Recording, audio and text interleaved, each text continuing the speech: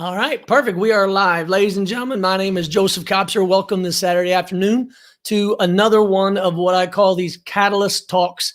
Catalyst being named after the book that I wrote a couple of years ago with Brett Boyd. But the reason why they're live is because all this information I'd like to be pushed out as real time as possible. So my guest today, Shannon Sentell, a longtime friend, and we've been for a long time in the last 5-6 weeks doing these videos trying to get him on.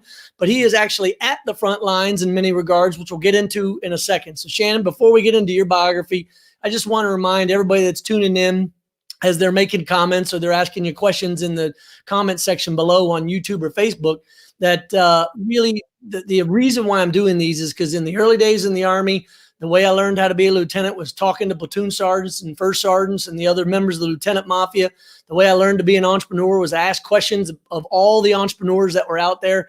One beer at a time, I learned how to do that. In this era of COVID, there's not a lot of people that have gone before us anything close to what we need to know today. So as I started to call and ask all my smartest friends and colleagues, what do we need to know? What's happening? What next?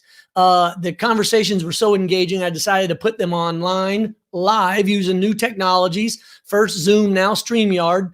And the whole purpose is to remember three groups of people. The first is those caregivers that are caring for the sick, those healthcare workers and the first responders who are right there at the front lines. That second group are those that are now immediately out of work, that don't even know necessarily how they're going to pay their next bills. And then that third tier are those small businesses and groups that are really trying to hold it together. And Shannon, the reason why it's special having you here today is you really represent that top tier and that bottom tier. The bottom tier being your company, the hard work that Stealth Power is doing to be able to stay in business and be able to deliver. But the most important reason why is the people that you're delivering to are, in many cases, your customers are first responders, those that are in the medical industry around ambulance, fire, and police, which we'll get into in a minute. So Shannon, thank you for being here. I'll tell you a quick story in your bio for the folks that are viewing in that don't know you. Graduate of West Point, spent 20 plus years in West Point, taught many years associated with physics and nuclear engineering, got a master's in nuclear engineering from MIT, PhD in nuclear engineering from South Carolina, served as a congressional liaison for the Army and Congress, worked also in the Pentagon directly for the Army Chief of Staff, George Casey at the time, then left the Army, retired to Austin, Texas, and now working for a smart energy company directly on the front lines of what's going on. So it's great to have you. It could only be a Saturday because you guys are working almost nonstop. So Shannon, thanks for being here. First question is, how's the family? And then beyond that, let us know what things are like in the current state of affairs of your company. And then we'll get into more questions after that. And there's already questions coming in from folks, which I'll kind of help narrate as we go through. Well, thanks for having me, Joseph, and I appreciate it. And it wouldn't be a true Shannon and Joseph conversation if I didn't have a chance to not talk until about 4 minutes into it. There you go. That's the way it works. So thanks for asking about how the family's going. We just moved into a new house, literally put the stuff on the wall behind me about 10 minutes ago because it was a bare wall at that point. COVID has caused all types of issues, not only in personal life or professional life, but in the personal life with us moving. But the family's all safe. My parents are safe. My wife's parents are safe back in the Carolinas, and everybody is taking care of each other and doing what we have to do on the social distancing side. Yeah. On the business side of the house, we've seen an uptick in the past month. We actually started seeing some early indicators. And do you want to explain to viewers what it is Stealth Power does? Yeah. So what Stealth Power does is we design, manufacture, and either directly deploy or aid in the deployment of smart energy systems that turn engines off. Everything from the engine in a motor vehicle that goes down to police vehicles, all the way up to fire trucks, to standalone generator applications where very large generators, think in the kilowatts capacity on standalone sites, at oil and gas sites, surveillance sites, So basically, if it has an engine that normally runs a lot or a generator, you all are there to provide a solution. Correct. Yeah. And we do that through some idle mitigation efforts, energy storage systems that involve lithium, solar, wind, all types of different combinations that put together to meet the customer's needs. Yeah. So the first question I have for you really goes to what you're seeing with your customers that are in the ambulance side of this COVID experience. Talk a little bit about what you're seeing and what your learnings are there. So what I started to say early on was on the first responder side, we were seeing some very early initial indicators. I guess leading indicators is probably the best way to say it. Our largest state and local customer is FDNY, the Fire Department of New York, and they have 600 frontline ambulances, 400 of them deployed on a daily basis. Back at the beginning part of February, I was actually in New York meeting with the fire commissioner. We have a strong presence there with a stealth power office forward in that location.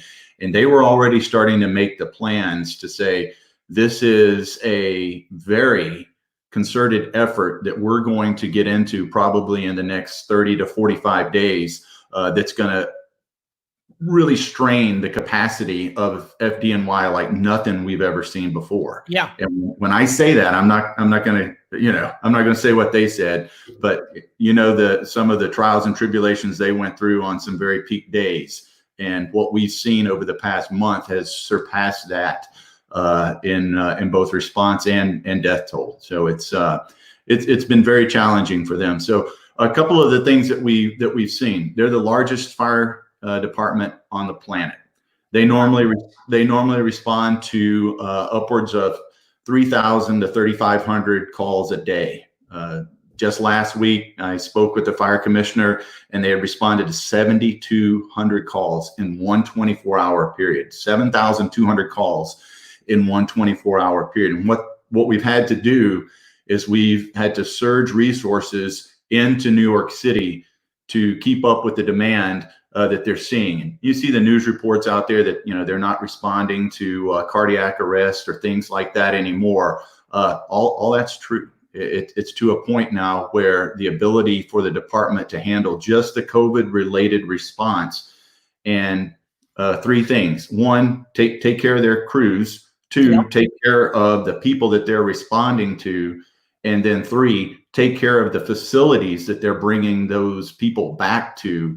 Are the mitigate or the efforts that we've been involved in. So for people that are viewing in from across the country that don't have firsthand experience of what it's like in New York right now, and the stories that you're hearing from the people that you work with, give a couple of anecdotes for them to try to wrap their mind around how intense it is in these hot zone issue areas like New York City. Okay, so what normally happens in New York City specific is on a given day, just a normal day, COVID notwithstanding, all of their ambulances respond based upon demand. They sit on street corners. They don't come from a hospital. They don't come from— That's right. And they're using data from previous times to inform where these ambulances sit. Correct. And based upon that historical data, they will forward deploy ambulances and have them sitting waiting for calls.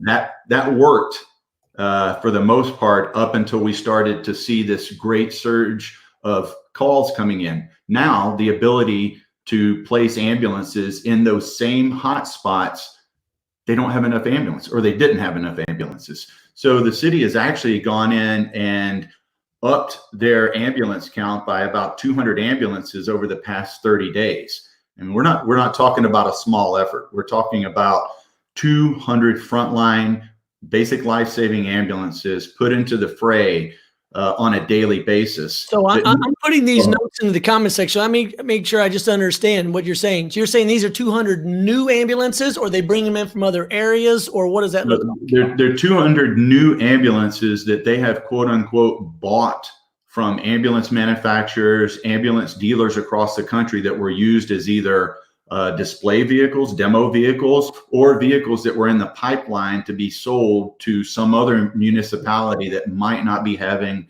the type of surge that New York is seeing. And their fleet services is set up to handle about, like I said, 600 frontline ambulances. If you add 200 more to that, I mean, that's 1/3 more ambulance, 33% increase in ambulances with a reduction in your workforce, which they had to do based upon social distancing, and just a strain on resources. So it's kind of that, and it's cliche, the perfect storm. It really is, and they are not out of this fight.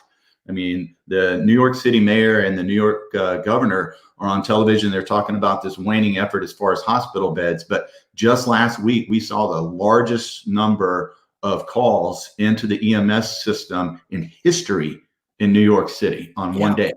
Yeah. So one of the things I try to do in this Catalyst Talks series, the reason why it's talks is it talks, about technology, agility, leadership, knowledge, and strategy. So speak to the technology of how all of this information from all these systems that you're putting inside these ambulances are coordinated. And I know that Microsoft Azure loved what you all are doing so much. They made you a leading star in a commercial. And so later on, we'll tag to that commercial. But how is technology helping the efforts of what's going on here?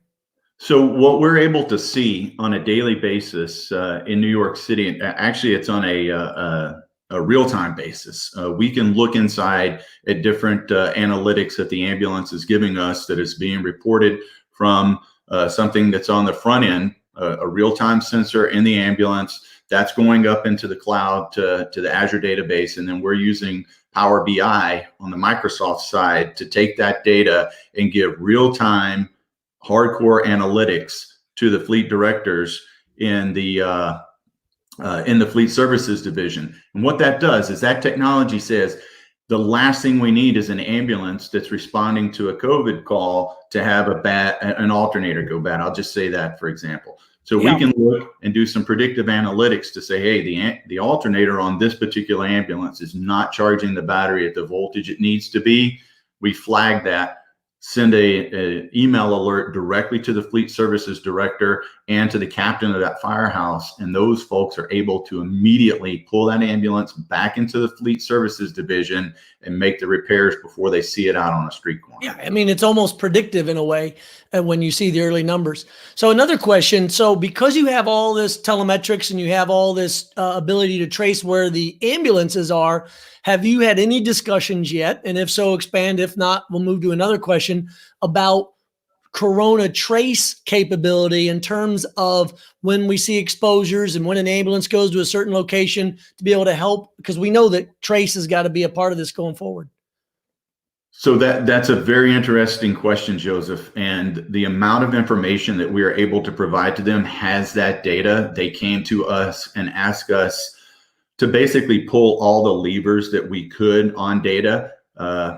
I'm not in the room where all these decisions are being made, but I'm pretty sure that the levers that we've pulled for these guys are probably leaning toward what you're suggesting. Yeah. I mean, I can't say with 100% certainty, but with the amount of information that we're collecting on a real-time basis, people making those decisions should be using that information. Yeah. So unless there's any other questions coming in from the crowd or Jeremy Nathan harassing you for being a fashion model in the AOG magazine back in the day, the other thing I'd like to get into is the energy aspect, because even beyond COVID, your systems were already doing great things in terms of idle reduction to turn a traditional, gas or diesel burning engine off when it wasn't needed, and then using your generator or your battery storage capability or energy storage capability to power the electronics and the computer and everything going forward. So from a Catalyst standpoint, speak to the energy aspects of what you all are doing and what it might mean going forward, despite or notwithstanding COVID. So despite or notwithstanding COVID, here's a quick example of that. Our traditional system on a vehicle, we're seeing a minimum of about 30% reduction in idle time. So you say that you think, okay, 30% is a good number, maybe not that much of a big number, but it's a good number. Sure. What that does is that translates into three things. It translates immediately into fuel savings for that vehicle. So 30% reduction in your fuel cost across the board in your fleet. 2, a 30% reduction in the maintenance, because if the vehicle isn't running 30% of the time, the engine hours that are going on that engine are not counting against the maintenance requirements of it. And then 3, and one of the most important ones for large cities like New York, is the impact on the environment. So the ability for us to use advanced energy storage techniques in combination with idle mitigation is having a great impact in those three areas. And if you turn the COVID lever back on, you can see that what's going to happen there is municipalities across the board. And an article in Wall Street Journal just as late as yesterday said this is the tip, or not even, it's not even the beginning of what we're going to see economically in municipalities where their tax base is going to be affected. So if you look at a 30% savings and reduction in fuel costs, maintenance, and in the environment, to me, it's a no-brainer. If you're going to see that type of a decrease in the amount of your tax base coming in, you've got to be looking at mitigation efforts somewhere else. Yeah. Yeah, it is a real issue. By the way, our old friend from Hanscom Air Force Base, Sandy Dina, says hello. Actually, West Point as well. Okay, so looking forward, as we go through all of this, you are also doing work at border locations. You're also doing it on barges. There's all kinds of other applications for your technology. Kind of just dip your toe into what that looks like and all the other opportunities that you have that are out there. So what's happening these days, and I was going to lead off with a quick story. This time last year, every single person in the United States, depending upon your political persuasion, was focused on the border, and we were seeing the largest surge in real-time crossings of people seeking a better place to live, a better economic situation, a better personal situation for their families. And we were right in the middle of that last year. And we went through a large surge then. And quite ironically, about a year later, we're right back in the middle of it again, but this time in a different area. But to your question, what that does is that has given me, as the technology developer in the company, a very large swath of information and experiences over the past 12 months to kind of see where this technology does fit in going forward.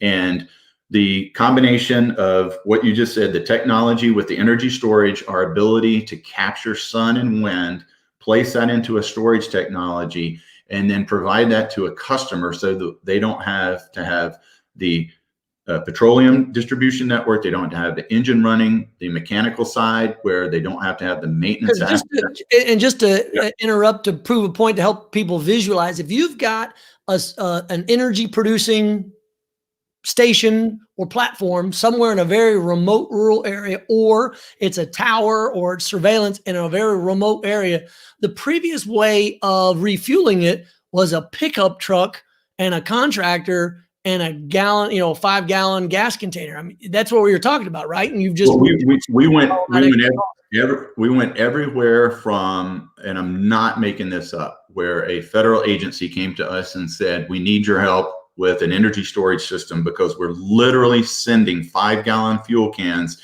in the back of a backpack of a worker up to a hilltop 2 a day to keep this site running, because that was the capacity of the fuel tank on board. Yeah. Yeah. From that 1898 called and they want all of their technology. Yes, exactly. Yeah. So from that all the way up to, say, a locomotive, which is a 300 horsepower engine, which is burning fuel at a ridiculous rate and being refueled at a ridiculous rate. So we are spanning that entire gambit. But to your question, what we're doing is we're tying that together, that energy saving, with the metrics, the analytics that you spoke about. And we're giving the customers the ability to make informed decisions at the leadership level to say, hey, we need this technology, not in just these areas inside our infrastructure, but across a wide range. It's like you said at the beginning, anything that an engine is running on a petroleum-based fuel, we can control that engine, turn it off, and run on smart energy for a good portion of the time. Our border solutions are averaging 90 to 92% fuel savings and diesel engine cutoff. And ultimately, that translates into lower costs for the taxpayer, more efficient use of resources, and then it all trickles down, hopefully, to more effective government, because many of your customers are government in addition to private sector. So you're a dual use technology. That is correct. The dual use technology, all of that trickle down, and we've seen good success inside the federal government in static locations, in municipal and state governments, in vehicular locations. I mean, at the federal level, there are so many applications. I see Jared just wrote in and said, "What about a 30% reduction in the idle time for a brigade combat team?" Yeah. I mean, imagine that. Imagine being the S4 in a brigade combat team and say, hey, if we could cut down on 30% of the log pack effort, what would that mean as far as putting people in harm's way, reducing the amount of time that our vehicles are spent? And for subject matter experts that are out there, compare your technology to what folks like Jared Heisler and others might remember from AP units of set APU, auxiliary power units, from say 20 years ago. So the difference in our technology is that for the most part, in pretty much every application that we have deployed at this point, the user is not involved in the decision. So leadership has made the decision to take the user out of the loop unless it's an emergency situation, and our system makes the decisions for turning the engine on and off. And we use any number of metrics to do that: the voltages, the sunlight, what the temperature is outside. I mean, we can customize how that engine is turned on and off through the customer interface. The customer can go and do it. They can go and change. If it's a wintertime scenario, they can go in and say, hey, we don't want our people to be cold. Let's don't turn the engine off if the temperature gets below 40 degrees. I mean, we can customize all of that. Back in the day, the APU was something you had to make a conscious effort to go make sure that, one, it was maintained, two, it had fuel in it, three, start it. And if it became too cumbersome, people never used it. Yep. Now the end user never even knows that it's turning on and turning off, because the vehicle works the same way, whether the engine's running or whether the stealth power system is engaged. So another channel that we're streaming on is Bunker Labs. And so we know that there are entrepreneurs that are listening in or will be watching this video later on when it's stored, not necessarily live. So if they were to ask a question about innovation and about the ability to pivot, what advice do you have for entrepreneurs in this time and effort? I mean, I know that your hours have pretty much tripled. You're not one of the people that get to stay home and watch Netflix from end to end. What advice do you have for entrepreneurs out there in this era of COVID about their ability to adapt or be agile? Well, I would go to a very interesting piece by Josh Baer about a week ago that he posted on Instagram, and it probably made it on a lot of platforms, where he talked about the 5 different bins that startups or entrepreneurs might find themselves in at this time. 2 of them were pretty catastrophic. You were going to die, or the amount of time that you had remaining in existence was known. Yep. And then the other three were you're really going to have to struggle to keep your head above water. 2, you might find some special niche where you can use this opportunity to grow a little bit. And then 3, that last group, was what's happening now is actually going to propel you into the future, because the need for your technology or your idea is prevalent.